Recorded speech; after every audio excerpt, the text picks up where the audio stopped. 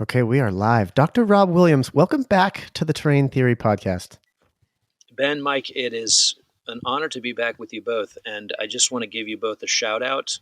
I so enjoy the Terrain Theory Podcast, and I have not missed an episode. And I think you're holding space right now for so many interrelated conversations that so many other humans seem a little bit reluctant to explore. So thank you. Thank you for the kind words, and thank you for coming on to converse on, I'd say, one of those topics that folks are reluctant to take on. Yeah. And with that, I think we'll dive right in. What is our geoengineering age, and how did it come to be? So our geoengineering age is a website. It's actually our geoengineeringage.org. And the mission, I think, is helpful to hear. What we do at OGA is provide what we call an evidence-based exploration of our planet's most pressing yet underreported global environmental issue, which is, of course, as the title of the website suggests, geoengineering.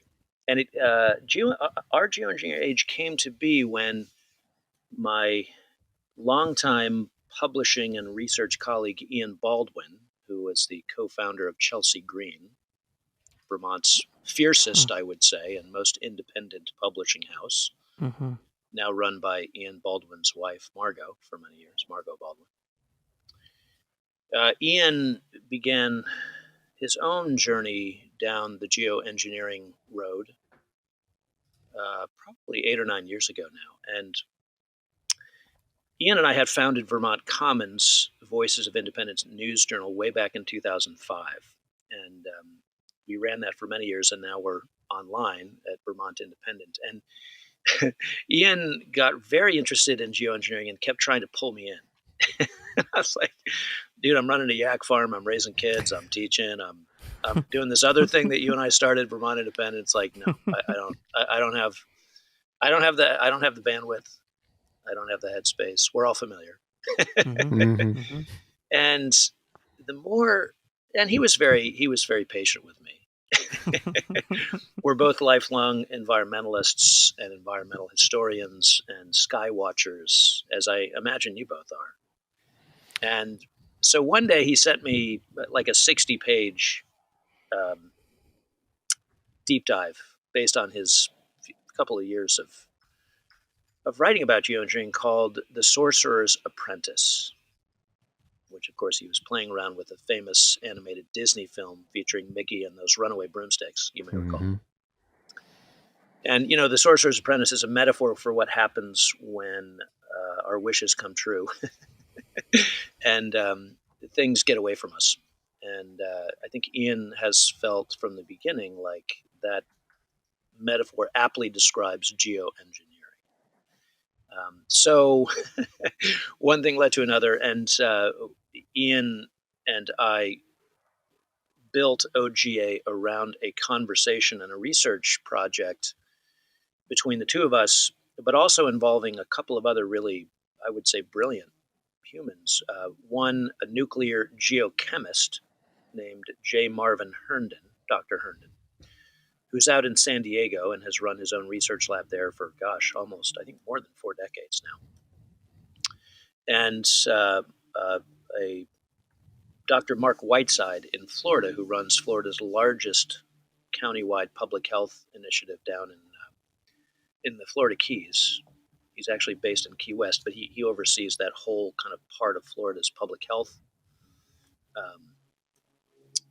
initiative, and also is a birder and an environmentalist, and got very interested in geoengineering because, like so many of us, he's watching the sky every day. He's wondering what the heck's going on up there. So Marvin and Mark and Ian and I have been collaborating loosely, I would say, on OGA, or as Ian likes to call it, OGA, for I think 6 years now. And we've put together, and I'd encourage your listeners, your viewers, to go to our geoengineeringage.org. It's a pretty rich website. We've published now, I think more than 3 dozen peer-reviewed scientific articles on geoengineering and two parallel environmental histories, one about geoengineering itself.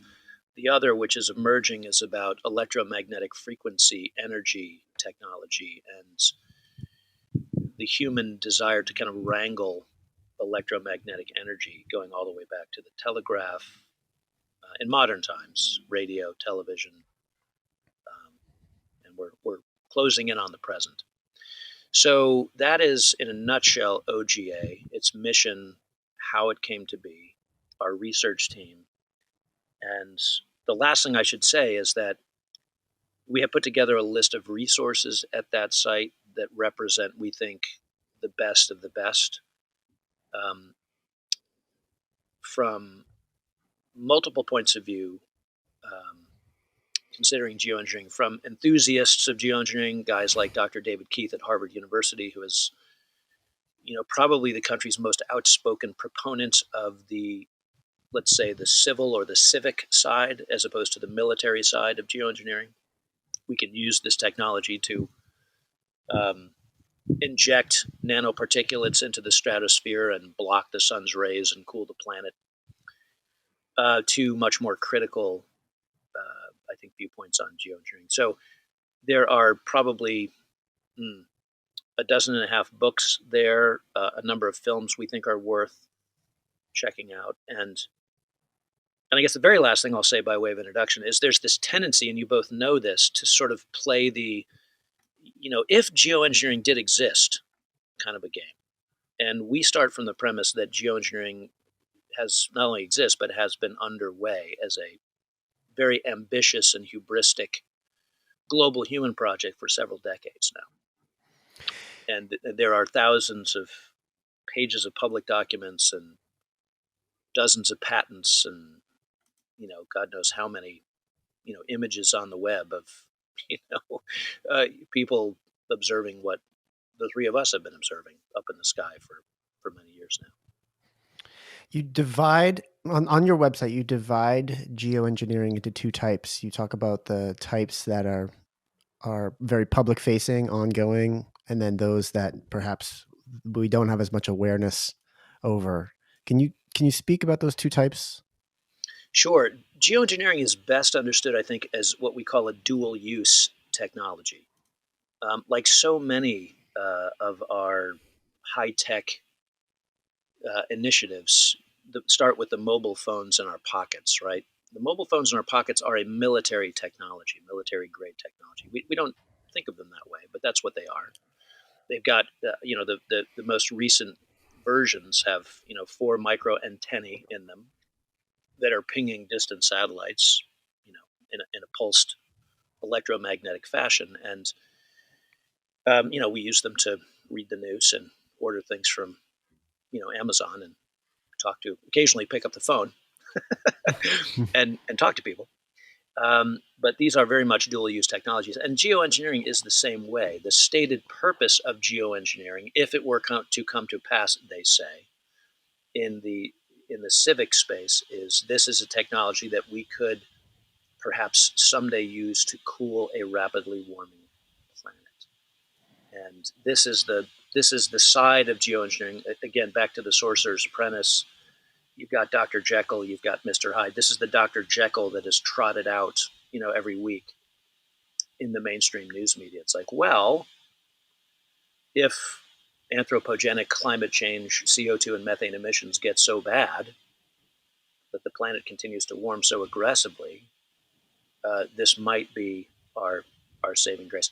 And very well known environmentalists like our own Vermonter Bill McKibben have written, now in praise of geoengineering, most recently in the New Yorker magazine a couple months ago, as sort of a last ditch high tech resort if it comes to that. And interestingly, Bill is I've known Bill a long time, and I'm not at all interested in throwing him under the bus. He's not very interested in talking about geoengineering, the history of it, what we know about it to date. He treats it like Dr. David Keith and Ken Caldera and some of these other civil geoengineers as a high tech initiative we could pull out of our back pockets if we needed to. That's the way it's presented. But then there is this, as you say, Ben, there is this military side of geoengineering that has been, in play ever since we invented planes and started putting silver iodide in the sky to try and modify the weather. And the history of geoengineering actually goes back much longer than that. I mean, if you want to go deep on the environmental history of geoengineering, you can go back to the ancient Chinese emperors who were fond of talking about, and it's a beautiful phrase translated from the Mandarin, what they called smart human shadow work.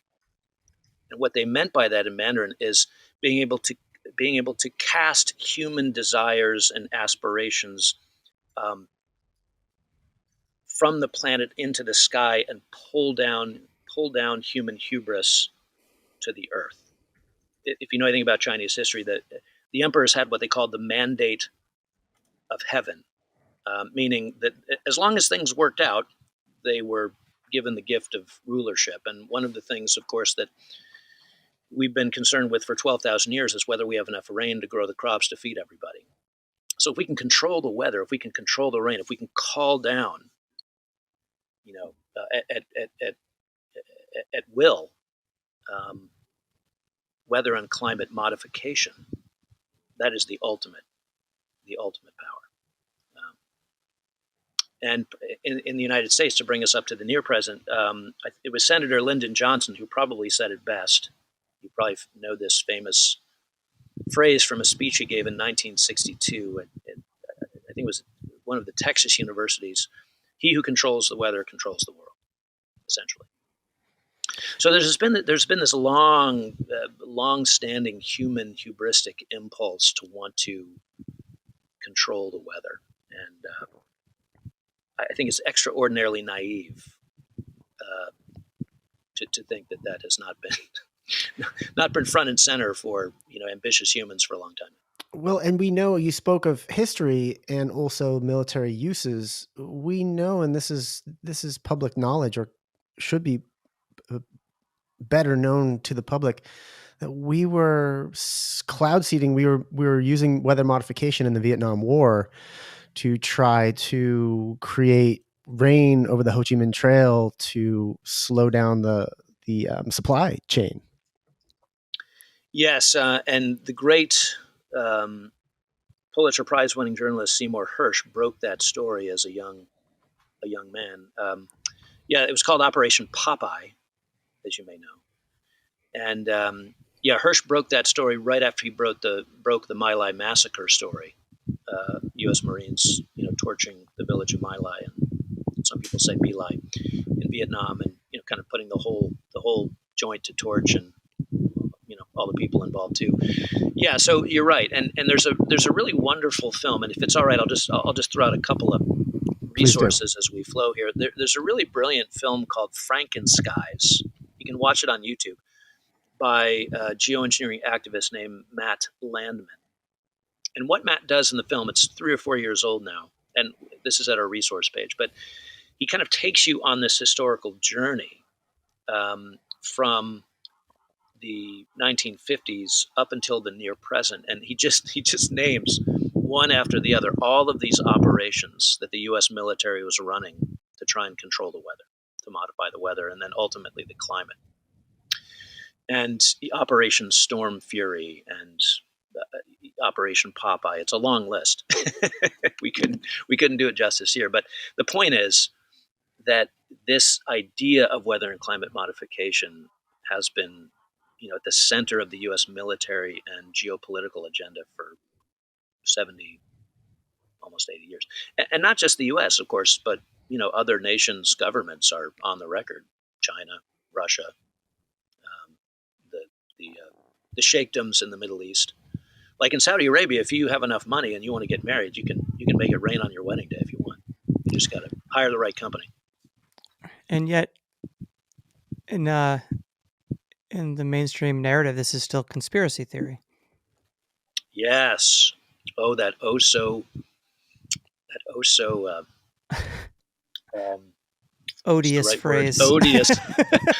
Yeah, and I know your viewers well enough to know that they all understand that that's a Central Intelligence Agency derived phrase from the mid 1960s that Yes. was generated as a kind of strategic response to the questions and frustrations Americans were feeling around the JFK assassination. And there's a wonderful book about that, of course, called Conspiracy Theory in America, Lance David Smith's book. And I had the great honor of meeting him at a conference many years ago and spending a weekend with him. Very, very bright scholar and a really important book, Conspiracy Theory in America. But yeah, it is curious, Mike, that we seem so unwilling, um, particularly in the environmental community, to really grapple with the implications of military grade weather and climate modification.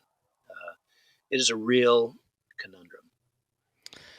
I have found it frustrating. I know you have as well, as an environmentalist. This whole idea of how can you even have a conversation about, quote, the climate without bringing up the specter of weather modification? It seems impossibly relevant. I guess it's not relevant if you don't accept that it's happening, and here we are. Yeah, yeah. Yeah, and the title of your podcast is Terrain Theory, right? And I can't think of a more important issue involving the terrain, with the Yeah. possible exception, and we don't want to go down here, but of kind of the past 3 years with COVID. There's you've done such a beautiful job of unpacking terrain theory at its most intimate, right? When we talk about kind of what's going on in our bodies and what we're choosing to mask and inject and all of that.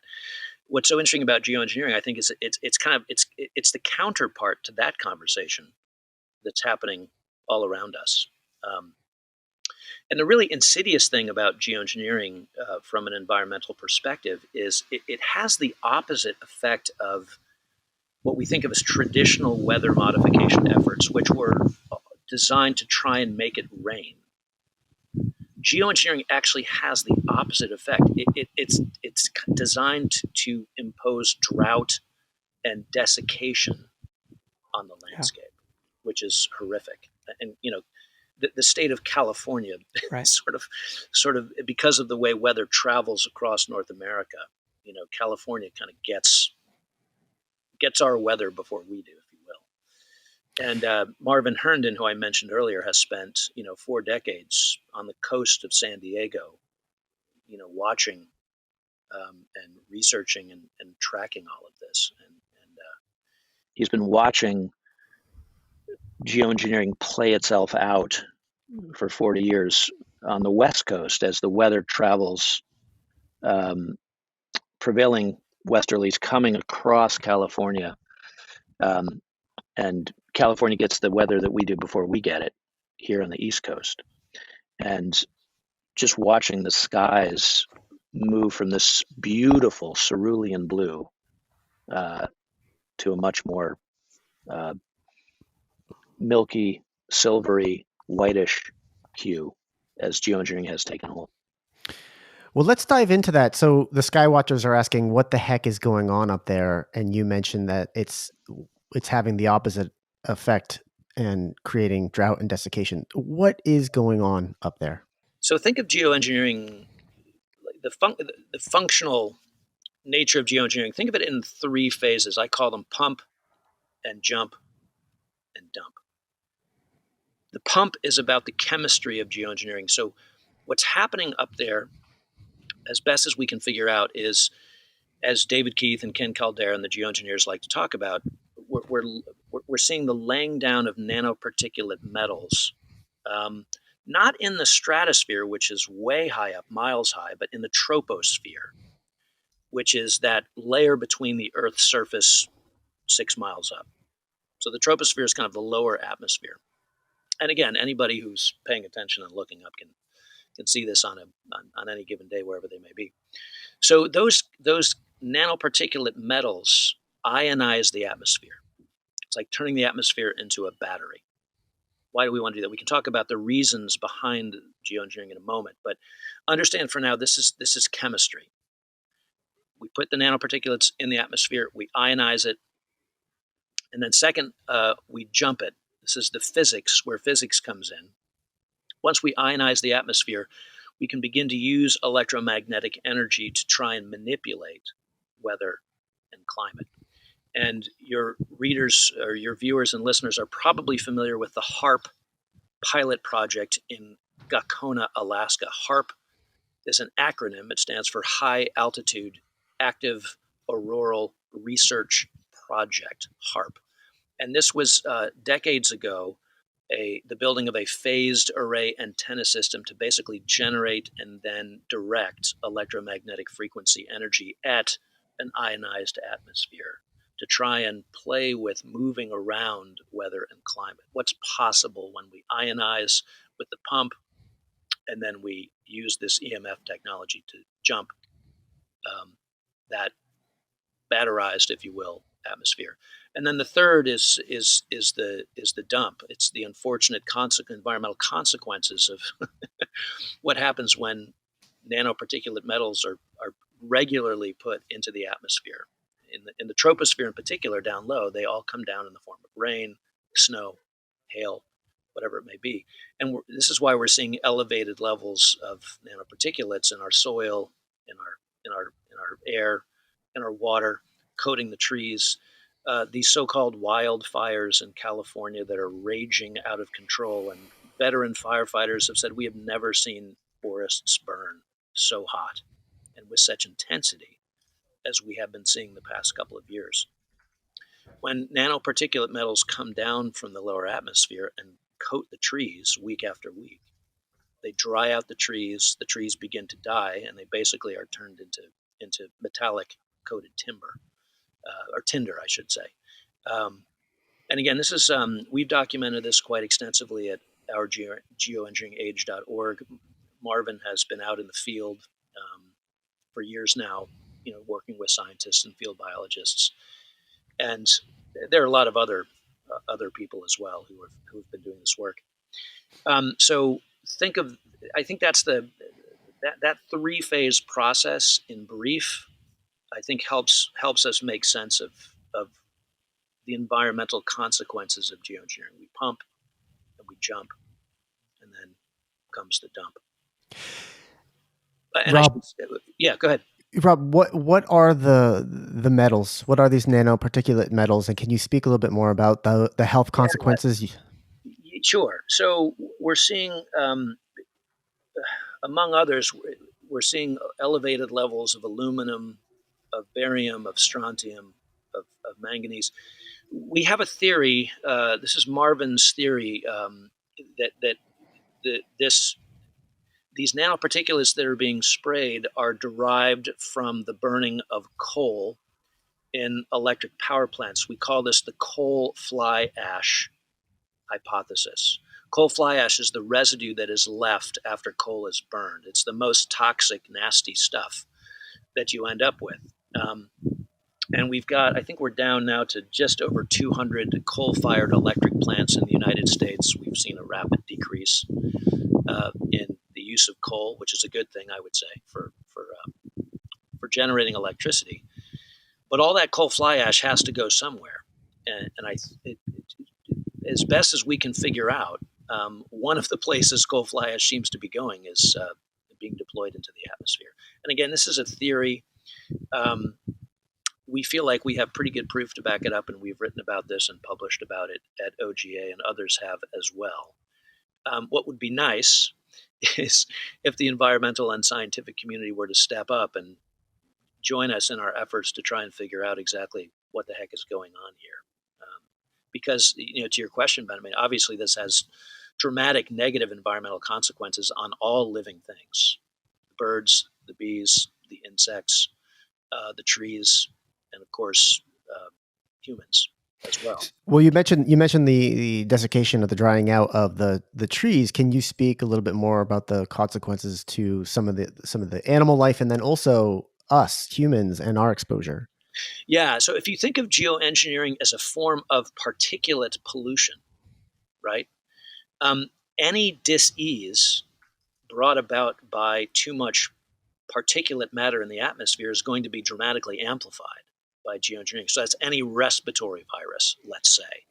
Gosh, that sounds familiar, right? Mm-hmm. Any sort of respiratory situation, anything that compromises cognitive capacity, heavy metals in the water and the soil and in the air.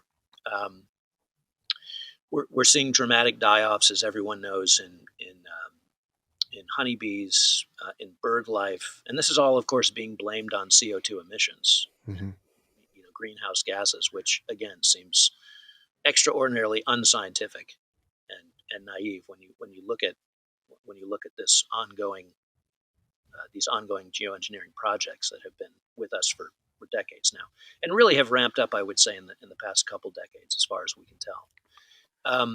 So if you go to our geoengineering age, we literally have peer-reviewed published science on each of these sort of arenas, if you will: birds, bees, bats, trees, the water, the soil.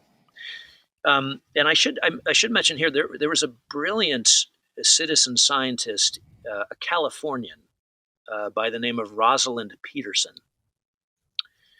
And Roz Peterson is, I think of her, she's no longer with us. She unfortunately passed a few years ago, but I think of her as the Rachel Carson of the geoengineering movement.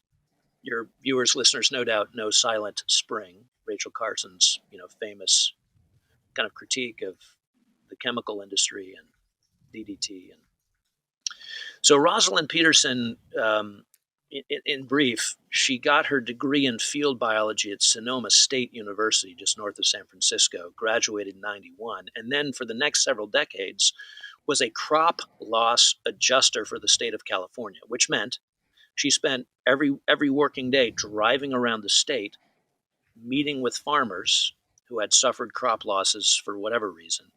And she was a lifelong sky watcher. And she began to see these trails in the sky as she began, getting into her professional work and career.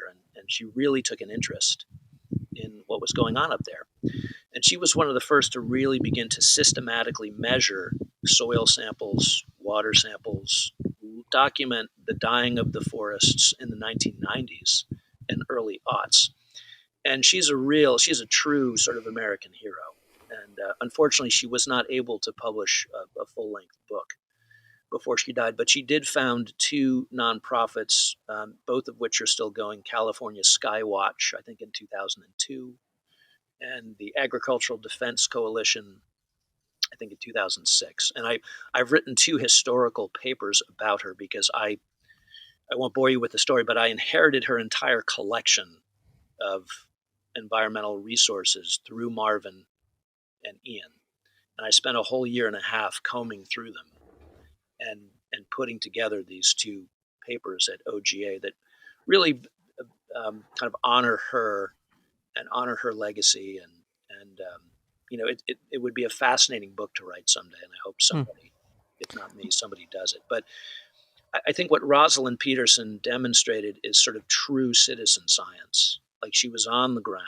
She was working with biologists and farmers and researchers, all of whom were deeply concerned about what they were witnessing in the soils and the waters and the skies of California and beyond. And one of the last talks she gave actually was in front of the United Nations. And she gave this 20-minute, kind of moving 20-minute talk. You can watch it online. And we link to it at OGA. She gives this moving sort of talk about the importance of shutting these programs down because of the huge environmental, the catastrophic consequences that these programs were having on all living creatures. So Rosalind Peterson is a name that should be on everyone's lips. And so Rob, thanks for that. Knowing all that you know now, where are you at with the CO2 narrative, the mainstream narrative about man-made climate change? I know it's Ben, foisted that question on me a few episodes back, and it's sort of... I remember. Yeah. You both kind of bring that up. Well, I would say this. Let me take off my environmental historian hat and let me put on my breath training hat for a moment. Good. Yeah. Carbon dioxide is our body's most important respiratory gas. Yeah.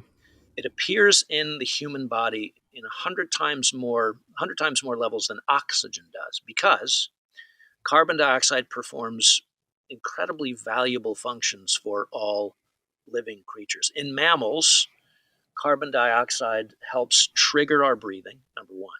We breathe in the presence of CO2. It helps lubricate the efficient exchange of oxygen from our lungs into our red blood cells. And it helps catalyze the efficient release of oxygen from the hemoglobin into every living cell of our bodies. So carbon dioxide is not a waste gas, and it's not killing the planet.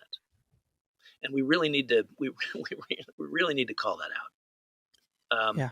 And of course, every living plant depends on us returning the gift of carbon dioxide 20 to 25,000 times a day when we breathe, out CO2 on our exhale. Every exhale, we return CO2 to the plants. And what do? They generate oxygen for us to keep on going. So there's this beautiful sort of, it's the carbon cycle. There's this beautiful dance that, we're all doing 20 to 25,000 times a day if we're breathing, as humans, and every other living creature is involved. So the idea of waging war on carbon dioxide, again, seems insane. Yeah, misguided.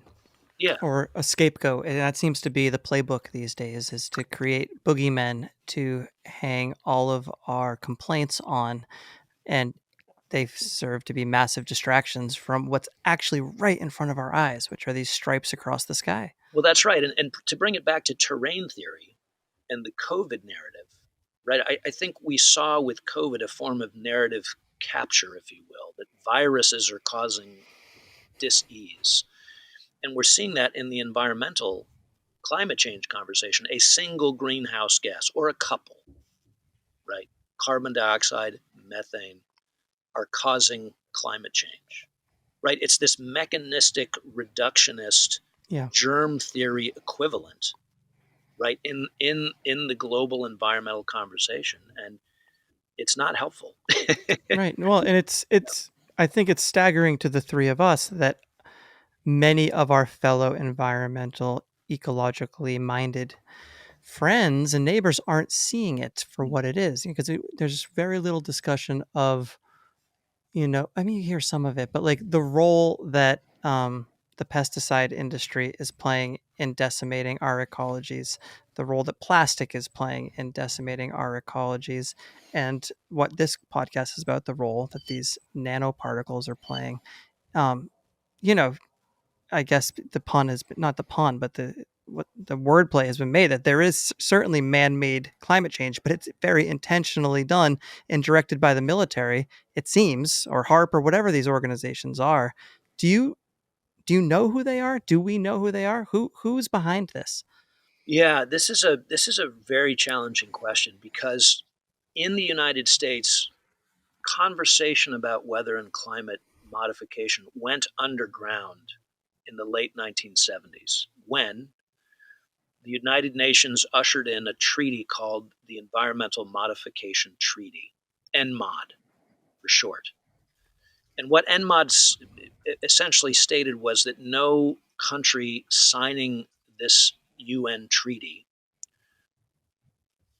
let me rephrase that, every country signing the ENMOD treaty agreed that geoengineering would never be used for military purposes.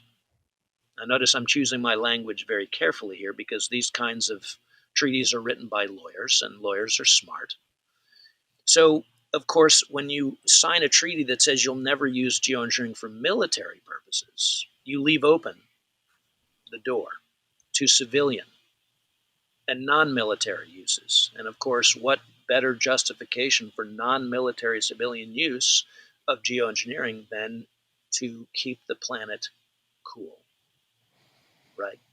To use geoengineering to combat anthropogenic greenhouse gas emissions and climate change. And that's what's being done as best as we can figure, right? It's a classic sort of Hegelian dialectic situation. Yeah. What is the problem? The problem is anthropogenic carbon dioxide and methane, greenhouse gas emissions. Reaction, be afraid, Yeah. be very afraid. Solution, well, look over here, look up here. Someday we could actually, as Edward Teller famously said in the Wall Street Journal in the early 90s, we could create an umbrella over the earth to block the sun's rays and keep the planet cool. Sounds good. What I think I texted Ben recently that the word narrative is just the polite way of saying mind control. Well, that's actually a really good, that's a good transition, I think, Mike, into reasons for geoengineering beyond weather and climate modification, because Yeah. there's a bit of a list, and it might be worth just taking a few moments Please, yeah. to unpack this. And I'm going to draw on the work of the brilliant Alana Freeland, who's written a trilogy of books about geoengineering. It's been kind of her late life's work. She just finished the third and last book about synthetic biology, which I think you would both find fascinating. And actually, that last book is so big and so heavily footnoted, which I love because I'm an environmental historian, but it's a bit daunting. So they're actually reworking it as two smaller books with inner traditions here in Rochester, Vermont, which is another independent Vermont publishing house. So Vermont's stepping up in the public. That's good to hear. Yeah, Vermont is sort of in many ways kind of the home of this discussion and debate, between kind of the climate change activists as defined by the UN narrative, if you will, and the geoengineering crowd. Anyway, so reasons for geoengineering. So you asked earlier, like, who's doing this? So there's no question that the U.S. military is involved. This is a command and control project, and this is a Pentagon phrase. When we talk about command and control, we're talking about owning the battlefield. If you can control the weather and the climate, if you can ionize the atmosphere, right? Bring about, back to the ancient Chinese, call down the weather or move it around at will. That's tremendous power, as Lyndon Johnson famously said. We said earlier, right? So there's this command and control kind of dual use geoengineering as a military technology. Number three, when we ionize the atmosphere, we can more greatly control communications across that ionized atmosphere. We can throw radar signals over the horizon, for example, where we couldn't do that with just the normal blue sky, right? So when you ionize the atmosphere, you get command, control, communications. Number four, you can increase networked computing power. And of course, we're all familiar, and you talk quite a bit about this on your terrain theory podcast about surveillance and the control grid, if you will, right? So geoengineering helps make all of that more possible, if that makes sense. Yeah. And then we have a fourth stated reason we touched on: climate change, controlling the weather and the climate through command, control, communications, computers, right? Then there's a fifth reason. We won't go down this rabbit hole, but there are what are called exotic propulsion craft, right? UFOs, some people call them. UAVs, other people call them. But we're experimenting, I think, with exotic forms of transportation technology. Watch any Avengers movie. Right? It's all sort of predictive programming. I've seen them all a bunch of times. They're fascinating, actually, as examples of predictive programming. And then perhaps the most troubling of all, and you've touched on this on your show quite a bit, is what I call cyborgia, right? This is the fourth industrial revolution. This is the Great Reset. This is the Schwabians' fondest hope that we can merge humans and other life forms with our technologies and machines. And geoengineering, creating an ionized atmosphere that we can then control, makes cyborgistan, cyborg being the merger of humans and machines, right? Makes that much more possible. And again, for people who are scratching their heads in disbelief, just pull the mobile phone out of your pocket and really think through what's happening as you pulse distant satellites with those four antennas. And they're talking about moving that into your head with Neuralink and these other companies that are experimenting with brain-computer interface. Yeah, well, and I think it's almost an old-fashioned idea that you have to consent to having, say, a chip put under your skin and in your body. But if they're raining down metals upon us, it doesn't seem like a bridge too far to think that there you can become an antenna without your consent.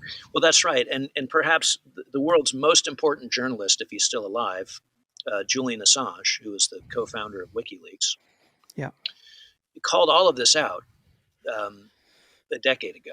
Like if you read Assange and you read the books that WikiLeaks published, he was calling out smart dust, back during the Obama years, Huh. as a electromagnetic phenomenon that was very much already in play at that time. And again, this is the stuff of spy movies, the stuff of Avengers Mm-hmm. films, right? And they always say that the predictive programming is just a few years ahead of what's actually going on, right, in Mm-hmm. terms of technology. But you can see all of these technologies we're describing on the silver screen and on your Netflix account, should you so choose. Rob, one of the most common pushbacks I get is when I point to the sky and I try to get a person to acknowledge the evidence that's above them is those are just contrails. Mm. Yeah, well, I will say once you begin to understand the difference between a contrail, which rapidly dissipates uh, behind a commercial jet that's flying across the troposphere, and a so called chemtrail, it's not a term we use because it is tainted by the conspiracy theory brush, if you will, but let's use it here for purposes of distinguishing between a contrail and a chemtrail is a trail that instead of rapidly dissipating into the blue, uh, tends to linger behind an aircraft and begin to sort of gradually spread out and turn the sky that milky white, metallic, silvery haze, and often appears along parallel lines or cross hatches or curves. Or, I mean, it's interesting. The three of us live in a fairly remote part of the country here on the, you know, New England Canadian frontier, and let's be honest, there's just not that much commercial airline traffic. And what is commercial airline traffic is fairly predictable day by day, week by week. I fly a lot. I know, Mike, you travel quite a bit for your musical endeavors. And on any given day, over my head, the sky looks radically different than the day or the day before or the week before because I'm seeing all this activity in the sky that clearly is not commercial airline activity. And for skeptics, just get a flight app, put it on Yeah. your phone, and Yeah. when you see these trails overhead, just open up the app and see what commercial jet airliners are flying over you, and chances are there are none. Because what's happening up there is a mix, it seems, as best we can figure, between sort of commercial aircraft activity and military activity. The What, great tragic comedy of the time that we're in is just what you said, is that the apps still exist to download and look for yourself. It's like it's literally in the palm of our hand. You don't have to take my word for it. You yeah, can download and look. And what I get a kick out of, and I try not to get worked up about it because I don't think that's useful, right? I used to get worked up about every time I saw one of those streaks in the sky. It just really got under my skin. But I'm trying to change my uh just the way it affects me, right? yeah, And I can look up and say I do not consent, but I can still have a good attitude about it. But I do tend to just as a historian like yourself, I will make a little film of it just yeah, for posterity. What I get a kick out of is within the same 60 seconds, I can take my phone out and I can make a film of a big long streak across the sky, and then over on the other part of the sky, there's an airplane with absolutely nothing behind it. It's not like it's a foregone conclusion that any aircraft is going to make this streak across the sky like a contrail. And I guess you could make the argument that they're at different elevations or it's interact. I get it. I can think beyond like third grade science to some degree, but I still find it infuriating that so few people seem to acknowledge this rather um, just hubristic, like you said, and to me, it's to the point where it's so in your face that I don't know how everyone's not talking about this. You're so right, Mike, and you said a couple of really important things there. First of all, my old friend and mentor, Dr. Mark Crispin Miller at New Oh York yeah, University, who has taught propaganda for longer than most of us have been alive, yeah, likes to define conspiracy theory this way. He says a conspiracy theory is a theory that, if true, you could not handle it. yeah, And I think that's what we're witnessing here with geoengineering, right? It's like I said to you at the beginning of this conversation, I don't have the bandwidth to even contend with what you're telling me is going on up there. So I'm just going to nah nah nah nah. I'm just going mm-hmm. to dismiss it.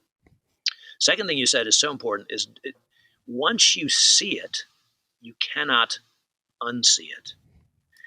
And at that point, you have a decision to make. Are you going to let it get under your skin and ruin your whole day? Or are you going to simply acknowledge that, okay, this is the time we are living in? And that's what's happening today. And I'm going to do the best I can in the place I am. I'm going to make my music. I'm going to hug my tree. I'm going to raise my kids. I'm going to grow my food. And I'm going to keep calling this out for what it is. Um, these are not these are not contrails. Yeah, amen. These are not contrails. Well, let's go one step further because I think that this is essential. I, like Mike, have been infuriated by it. I find it does get under my skin. I don't think I do as good a job as Mike at containing that emotional response. And there's some congruence. There's a lot of congruence, Rob, that you, a person who is so interested in respiration and breathing, would also concern yourself with the air quality that you are taking in. And we talk a lot on this podcast about, agency and accountability, taking responsibility for what you put into your body and trying to eliminate exposure to toxins. And the infuriating aspect to this is that unless I stay in a bubble, I'm going to be exposed to this thing that, as Mike points out, we do not consent to getting exposed to. It's not transparent that it's happening. What do we do about it? In addition to calling it out, what is being done to put an end to this? What more can a listener who is inclined towards activism do to help that endeavor? Yeah, it's such an important question, Ben and Mike, and it is a hard question to answer because, Mike, you said it a few minutes ago. Once you see it, you can't unsee it. It is in your face, and there aren't any immediate actions you can take to protect yourself, the ones you love, the place you love, from the environmental consequences of this form of climate change, if you will.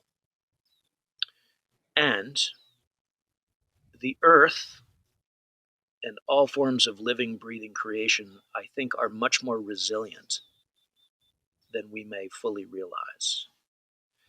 Part of the conversation about the CO2 narrative, I'm sure you've heard this, the pristine fragility of Mother Earth, right? Mother Earth is a tough old broad, right? So humans are going to human, right? And this is not the first time in recorded history. I mentioned the ancient Chinese emperors, right, and their smart human shadow work. And by the way, the People's Republic of China, the Communist Party, is hard at work trying to bring all of the Asian climate under their control. I mean, we could talk for another hour just about that. The largest geoengineering project in the world now is on the Tibetan Plateau. It's called Operation Sky River. You can read about it. It's the Chinese government is nothing if not ambitious in all ways. And this speaks to your point, I think. We have to hunker down and build our resilience capacities in every way we possibly can, which includes making music and getting outside every day and growing our food as best we can, as locally as we can. I'm a retired yak farmer. I rely on the yak to help temper the impacts of geoengineering on what I eat, and I'm grateful. I have a lot of gratitude for the plants and animals that take one for the team in that way. And I think we will win, Team Human. We will win, but it's we're in it for the long haul. And like every other, I think, imperial project, this military grade geoengineering project will fail. But it's going to drag it's going to drag a lot of living things with it. Of Mm-hmm. course, kind of, I don't mean to keep bringing it up, but kind of like we saw with the COVID situation. You kind of have to keep your wits about you and understand what you're up against. And there is knowledge and beauty in that, I think. And when you get up every morning, kind of gird your loins, as you will, and just observe, but not let, as you said, Mike, don't let it get to you.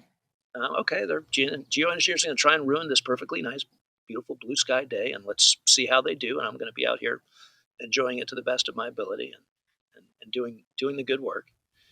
And that may not seem like a very satisfying answer, but I think it is the answer. I think it is the answer. And to continue to hold space for this conversation, as you both do so beautifully, because not a lot of, I think more and more people are becoming aware of this, and more people are willing, I think, to at least acknowledge and maybe talk a bit about it. And that's how we're going to change hearts and minds and begin to sort of develop real resistance against this project. I love that. I'm reminded of something Zach Bush said early on in my journey of these last 3 years. He was citing sort of the stereotypical example of the person who wakes up in their square apartment and they get into their plastic car and they drive to their cubicle, and then they have very little actual engagement with the outside world in the course of the day. And we're just generalizing. I'm taking a person, just a quote unquote person. But he said, maybe we should take your lunch break in a park and maybe take off your shoes and put them in the grass. And he even made the point, yeah, like maybe the gardeners there are spraying with glyphosate. It doesn't matter. Like, still take your shoes off and get them in the grass, because that experience is bigger than the fear, and not just the fear, but like the actual chemical contamination. It's still worth it. Like you're saying, it's still worth it to go outside and water your garden and don't hunker indoors, and to continue to live your life. And as Don Lester and David Parker, who wrote What Really Makes You Ill, I often go to them with some, when I get a little triggered by uh, certain things that come across my feed. And they always remind, the terrain model still stands. It's like, if you're poisoned, we know how to detox. We know how to get rid of the poisons. We have the tools at our disposal. It's not great that they're dumping them on us. It's not ideal, but the terrain model still stands. What goes in must come out. It can come out. And so that's where I turn to my toolkit of drinking clean, structured water and standing barefoot on the ground and being in the sun. And I really do like, my little shilajit tinctures, and I've adopted mineral salts, and just as I've gleaned wisdom from so many of our amazing guests, I do feel well equipped to make myself as resilient as I can be. And as Pete Seeger said, if you can't beat them, outlive them. So that's what we're trying to do. Gosh, you're getting me in the heart there, Mike. That's absolutely right. And at the end of the day, the terrain, um, as you explore with every guest you bring onto your beautiful program here, the terrain ultimately is what will save us. We are in this beautiful reciprocal dance with the rest of living and breathing creation. And no matter how hard the geoengineers try to herd us in directions that we choose not to go, we will be able to, as Edward Abbey famously said, we'll be able to outlive the bastards. That's it. Yeah. That's wonderful. Well, Yeah, I go was going ahead. to say, and I hadn't really ever thought about terrain theory as it applied to geoengineering until I started really enjoying your show. And yeah, you've given me so much food for thought about so many things, but really about this particular project that we've been working on for many years now. I really do think that there's such a beautiful dialogue to be had there, and I'm Well, really just to yeah. this may be a little off topic, but we don't have a script here on the show. I want to tell you, and it's funny because I wasn't present for the interview that you did with Ben, um, but the LSD breathing has been a huge part of my life ever since that interview. Maybe it was about a year ago. Mm, I mean, really, really huge. It's part of my life every day, mm, and so I have you directly to thank for that. It's as you well know because this is your area of expertise. This idea of breathing, um, we take for granted. No one ever thinks they don't know how to breathe. I feel like I only learned how to breathe in my 40s. Um, and you contextualizing LSD breathing for me, just whatever for whatever reason, Ben's heard me talk about it on the show.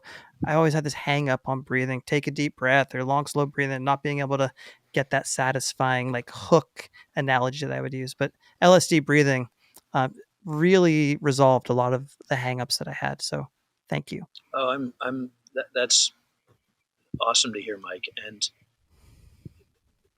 again, at the end of the day, how we choose to breathe as we flow through our day with what's happening overhead, what's happening in our communities, good and bad things, what people are choosing to inject into their bodies and, cover their breathing apparatus with.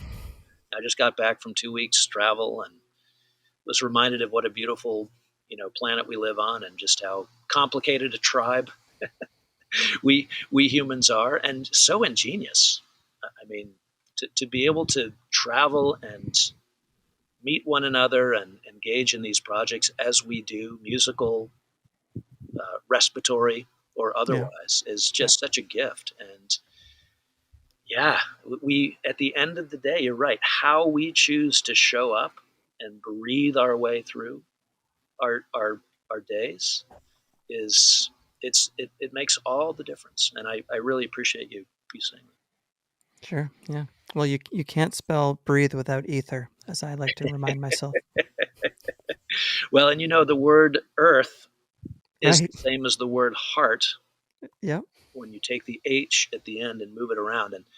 And breath training isn't just about breathing. It's also about, as we've talked about before, it's about optimizing mind and body and spirit to the best of your capacities. And then you can really show up as a warrior, um, uh, as whatever you imagine yourself to be. You will be better served when you make some choices about how to breathe your way through your day. Well said. Well, Rob, thank you for showing up yet again on this Mm. podcast and for sharing your wisdom. And it was, wow, it was such a delight to learn that you were in this space after you had come on the first time. We couldn't have gotten you back on fast enough, and hopefully the listener who is maybe hearing some of this conversation, some of these details for the first time, follows that curiosity and heads over to our geoengineeringage.org to learn more. And Dr. Rob Williams, we appreciate you coming back on the show, and you're welcome anytime. Mm. Well, Ben and Mike, thank you for all that you do. Long live terrain theory. Looking forward to seeing you guys both in person this summer. It's going to be a barn burner of a summer in New England. Can't wait. That's it. Ladies and gentlemen, welcome to the after party in the Pineal Room. MJR. In the Pineal Room. Hi, Ben. Dr. Miranda. Dr. Hardy. Good afternoon, Doctor. Good afternoon, Doctor. So that was your first experience with Rob on a podcast. What do you think? It's funny because I feel so elated and joyful because that's what Rob exudes. He exudes like positivity and knowledge and calm and clarity, which I knew from having listened to the interview you did with him. And as I mentioned, I've adopted his breathing practice. It's been very beneficial to me. But to talk about such heavy subjects with this air of calm is a really special ability. And I'm so grateful that he exists in our world. My God. That and the site that they've Yeah. put together, because the site also exudes that same temperance, that same intelligence Yeah. and rational approach to this conversation. And it is really just that. It's just the rational plea or request that we just have an adult, like you said, an adult conversation. Like, Yeah. let's just have an adult conversation about this topic, and here's the evidence. I feel so relieved right now because you and I do talk about this quite a bit, and it's come Mm. up as Rob mentioned on many past episodes, Hmm. but we haven't gotten someone on to just talk specifically about this and to essentially confirm all the things that we're suspicious of. I mean, not that anything's confirmed necessarily. There's still speculation and a lot of questions and theorizing going on, but we're all theorizing and asking this similar questions. We're Yeah, barking up the same tree. right, and yeah, and right, devoting an entire episode was a bit overdue. It's something that you and I have talked about doing. We had explored other, one or two other guest options, but when he reached back out after listening to some of our conversations about it, reached back out and said that he was a part of this organization and this website. I mean, my mind truly was blown. But then at the same time, I was like, well, of course, this guy who is a breathing expert is concerning himself with the air, the quality of the air that he breathes. And nice that a person who is so intelligent and well-read and rational and optimistic also looks up at the sky and goes, okay, well, that's not right. So what is that? All right, Yeah. let's find out. And I'm Yeah. going to gather the people around me who can help me find out. And identifying, it's going to sound ridiculous, but identifying as an environmentalist, I almost feel like Yeah, thank God, because that's the other thing that's the other thing that's really been bugging you, isn't it? That the Yes. environmental movement, the environmental activists are silent on this topic, which really should be the topic that they are shouting from the rooftops. That, and as we've pointed out in past episodes, like the chemical spills and the toxic insults to our environment, like, really shouldn't that be where your attention is turned and focused? That's it. Yeah. So I think that, again, relieved that he exists and is our friend. Right. It feels really good. Right. The retired yak farmer in Vermont. Man, long live Dr. Rob Williams. Yeah. And if folks didn't put that together, Rob, it's not been announced yet, but we'll be at the Summer Hoots the last weekend of August. That's the music festival that Ruth and I produce. Ben was there leading a terrain theory panel last summer, and we'll be there this summer. And Rob will be leading some breathwork from the main stage, and probably we'll get him to do some other workshop as well over the course of the weekend. And Ben, maybe even an interview or some. We'll find new ways to keep terrain theory part of the hoot as well. Well, I imagine he's going to be bringing his fiddle, and I also imagine if he's staying for the weekend, he's going to be in the loud campsite. Yeah, the all-night campsite. Yeah, we call it the magical musical all-night campground. Thank you. Yes, the first year we called it quiet and loud, and then it became family and magical musical all night. Yes, magical musical all night. Yes, that's where he will be. I imagine if he stays over. Yeah. I'm not gonna. I want to be careful about the words that I use. I think that this is probably the emotional response that I get when I look up and I see this stuff, and that's still like anger and agitation. I want to pound my fist on the desk and demand action. And I suppose I shouldn't be surprised at his response. Right. I'm still digesting it. I think in the end, when I have a chance to meditate and listen back, that I will find that his take and his approach is the right one, and the one that I should be adopting, and not a more like aggressive one. And we'll see how that goes.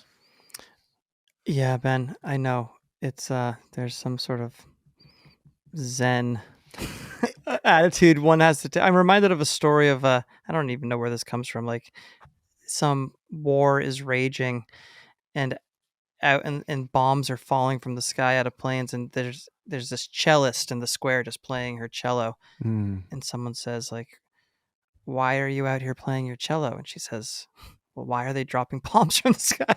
She's like, "I have more of a right to be out here. It makes more sense for me to be here playing cello, Yeah. cosmically, karmically, than for them to be." You know what I mean? Yeah. Yeah. Yeah. I guess it's because if if your neighbor starts spraying over the fence a bunch of crap on your lawn, pig poop is like raining down. Like, what are you going to do? You're going to go over and be like, please stop. Yeah. You don't have the right to do this. One, you're breaking laws. Two, you're fouling up my lawn and my space, and you're making me and my family unhealthy. Like, you have a right to do that. And that's what you would do. That's what any person would do. If your physical space is being assaulted, you would look at the person doing that, find the person doing that, and be like, stop. I'm asking you to stop. One. And then if you don't, I'm going to take legal action against you. And that's where I want to go. Like, that's where I go. Who are the people in charge? And we need to get the right people in front of them to be like, we know you're doing this. Stop doing this, because this has to be breaking some sort of laws. And you're making people sick, and you're making the earth sick. But I guess, like he said, the first step really is just to have these conversations and to point people to the evidence, to normalize this conversation, and then go from there. Yeah, one step at a time. I mean, he brought up the environmental modification treaty, which I had not heard of, and it's just so funny. This like the pomp and circumstance of a treaty. It's like there's this appearance that the good leaders of the world are in agreement, and we've signed this treaty, and it's like the treaty is written almost as the distraction. It's like, so it's the thing that they can design their workaround around. We've looked in like the Antarctic Treaty, and it's like anytime the words that I've become very suspicious of are treaty, and even the word theory is a very dubious word. When the word theory gets I mean, the Terrain Theory podcast, but the word theory, I think, leaves a lot of questions in its wake. It's gotten us into some hot water, as I'm finding out. Yeah. We take it as fact, don't we? Something might look be how we grew up. The theory of evolution, theory of gravity, the theory of the Big Bang theory. All you can go on and on. Germ theory, terrain theory. It really speaks to our, dare I say, ignorance. Whether that's by design or organic, it seems actually more by design. But yeah, it's like the word theory is used to prop up. It's like to give, to make shitty ideas reputable. It's like I was saying, narrative is the polite way of saying mind control. Well, theory is the polite way of saying you don't have a fucking clue. Yeah. And what's worse, you're actually obfuscating what's real behind a theory. Yeah, and then it gets introduced into textbooks, and right. That's what I mean. It gets codified, right? Yeah, it gets codified. So a couple things in terms of remediation, like the direct remediation efforts that a person can take. And I don't know that necessarily any of these work, but I did see Amanda Vollmer had posted specifically combating the geoengineering that's happening over your space, over your home or your property. And she was using electroculture to do so. She was taking sticks, wrapping them with copper. This is the classic electroculture that Matt Rowski talked about on our episode, that he uses for gardening and others are using to accelerate plant growth, garden growth. And she's putting it around the perimeters of her property and pointing up and seeing, like, my sky is now blue all the time. Like, I used to be seeing these trails, but now when I put this up, I'm seeing blue sky overhead. I have a bunch of copper. I'm in the process of doing that, just because why the heck not? Let's try it out. And then the other one that you had encountered was what, vinegar? I heard some folks talking about boiling white vinegar outside, either on your grill, or I just did it on my fire pit. I tried it. I'll try anything once. I did take videos of it. This was just yesterday. And lo and behold, there were blue patches up there. I mean, I didn't necessarily use the scientific method. I didn't do a control. I was just boiling some vinegar. And, things like that don't cost you much money and are sort of intriguing are worth trying. Definitely with the electroculture. I'm going to double down on that this year. I just drove by my bees and I was like, they could use some copper over there because I do have an electric fence around them. That can't be good for their navigation. Like it's like Right. non-native electricity. I probably talked about that last time we had a bee person on. Let's get some electroculture down for the bees. But like you reminded me just now, Amanda Vollmer, do the perimeter. My neighbor Roy says he just came into a bunch of copper. He's going to hook me up. So let's go. I mean, why shouldn't every garden post in my garden be wrapped in copper? Like why hold back, Yeah, why hold back? Yeah, I've heard things about orgone. I don't know much about that at all. As mitigation for chemtrails. Also, didn't Devon Graham talk about using scalar to try and dissipate Correct. Whether just hitting photographs of farms or regions with the scalar, Correct. or doing it actual boots on the ground. Lots of things to try. Yeah. I think we ought to scheme, or as Rob would say, conspire to get him back on to go maybe a little bit deeper into this subject and then start to explore the EMF piece, the stuff that HARP is doing. And I know also one of the resources that they list on their site is The Invisible Rainbow by Arthur Furstenberg, which interestingly we didn't get into, but you recall he published a Substack article and came out saying, stop talking about chemtrails and weather modification. It's not happening, and you're distracting people from the real issues. So, and it wouldn't be necessarily to pick Rob's brain about that specifically, but I think that as a subset conversation around what's happening up there and electromagnetic fields and non-native EMF. Be cool to pick his brain on that and see how our geoengineering age talks about that subject in particular. How blessed are we to have Rob as an ally? Just a phone call away. What a resource!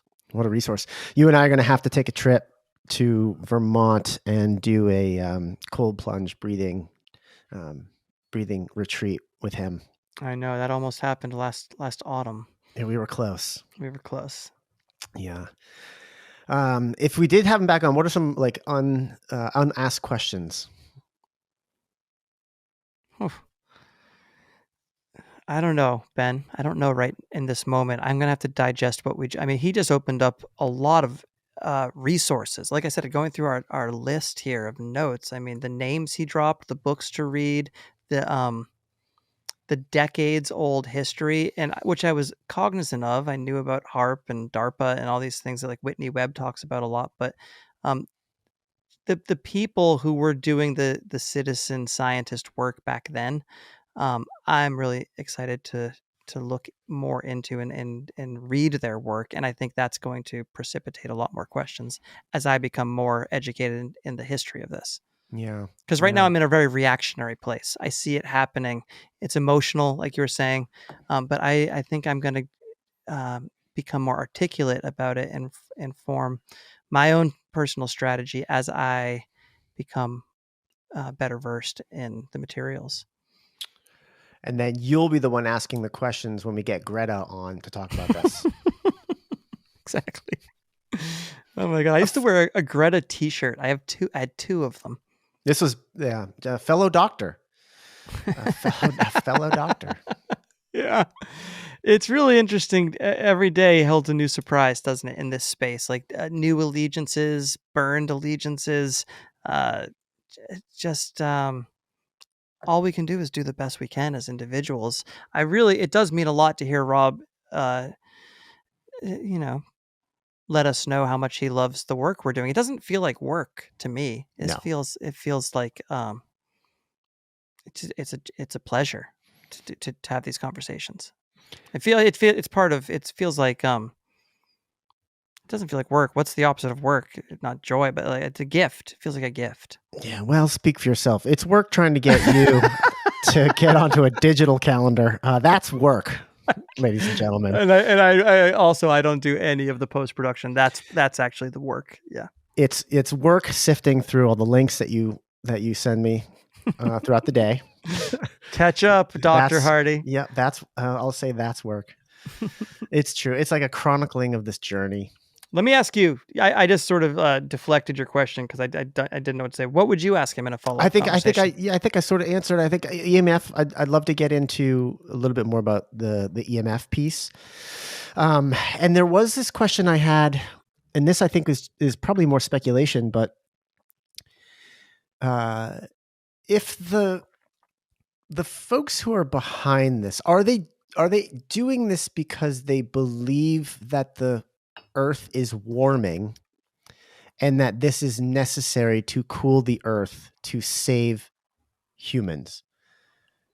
Do they truly believe that that's why they're doing this?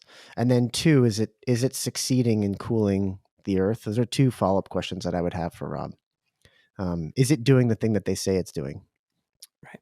So, that much I don't know. I was just listening to, I guess it was an older episode that Germ put out on germ warfare, about just essentially like an introduction to climate change. And the gentleman on was speaking about solar maximums and solar minimums, and, really any fluctuation in climate, which is really just weather over a very long period of time, is mostly due to changes in solar activity. So we have stretches of time when the sun is very active and you've got solar flares. And his analogy is like, it's a campfire. Like if you're cold and you want to be warmer, you would move closer to the campfire. That'd be the sun moving closer to us, or you build a bigger bigger fire, which would just be a more active sun. And just saying, look, this is the cause of what we would call climate change. It's very normal. It's almost maybe not predictable, but one could look back at, as far as accurate, I suppose, as historical records of climate could be, and say it's not cows farting and people driving cars or us exhaling too much that is causing any sort of change that we might see in the climate. I think the first thing is it actually, this is like the question that who knows the answer to. Is the climate actually changing? Are we actually warming? Can we even trust when the narrative says, or the consensus science says, the Earth is warming? One, is that really happening? And then two, is it caused by humans and human activity? I'm glad that he brought up the pitfalls of burning coal, because that's something that I've brought up before too. Not not in a carbon context, but in the toxicity that is left in its wake, in which he was speculating might be the very thing that they're using to create the geoengineering. What do we call it? If we're not calling them chemtrails, what do we call them? The particulate, yeah, I guess just efforts, geoengineering efforts. Yeah, it's like, wow. But at the same time, it's like, yeah, burning coal. It's not great. No one wants to live next to a coal power plant. I mean, that's not a radical thing to say. When I see those stacks, by the way, like the coal smokestacks, I just I look at them and I'm like, that's just like a giant cigarette. Yeah. Right? Like you're just inhaling from a giant cigarette. I know. I brought that point up on someone's Substack, and they accused me of being anti-industry. And I'm like, I don't know if it's anti-industry. I'm all about industries that don't poison us. Right. It seems like a poisonous industry to me. I don't know. Yeah, no, you get lumped, right? It's these like false dichotomy things, right? If you are if you're against coal, you must be this. If it's it's Overton window stuff. Yes. Yeah. And I'm sort of over the lack of capacity for people to have allow for nuance. Yeah, the bifurcation that we talked about with Jude. Right. I just re-listened to our Steve Falconer conversation because I've gone a lot further down that trajectory since then. That was Mm. January, and I've read some books by George Washington Carey that have really bowled me over. And I wanted to revisit that and see, where I was at then. But I'm getting more and more comfortable with this idea of cycles, essentially, and this idea of ages, golden ages, silver ages, bronze ages, lead ages, and that it's this beautiful choreographed long arc where there's high peaks of civilization and our minds are more alive and things are more congruent and harmonious, because that's the way the entire realm is resonating and we're part of Mm. that. And it seems, not that it's like a get out of jail free card, but it seems like we are in the low point, or maybe in ascending. I think we're ascending out of a pretty dark place in this large cosmic wheel. And I guess there's some comfort in that, both in that we're not crazy, it's pretty bad and real, but also comfort in the fact that I think we are moving in the right direction, and it may be a ways off, but as Steve Falconer said, this place is going to be going off again. Well, it seems clear to me that we are moving out of the paper calendar phase into the digital calendar phase. Some of us are. I know it's the age of electricity, but yeah, I just don't trust them. I know your line. I know your line, sir. Speaking of lines, I'll get on with mine. Nothing you heard here should be taken as medical advice, as neither Dr. Miranda nor I are medical experts. And remember that you are light, you are love. Do look up, and you are your primary healthcare provider. Thanks for tuning in, everyone, and we'll catch you on the next one.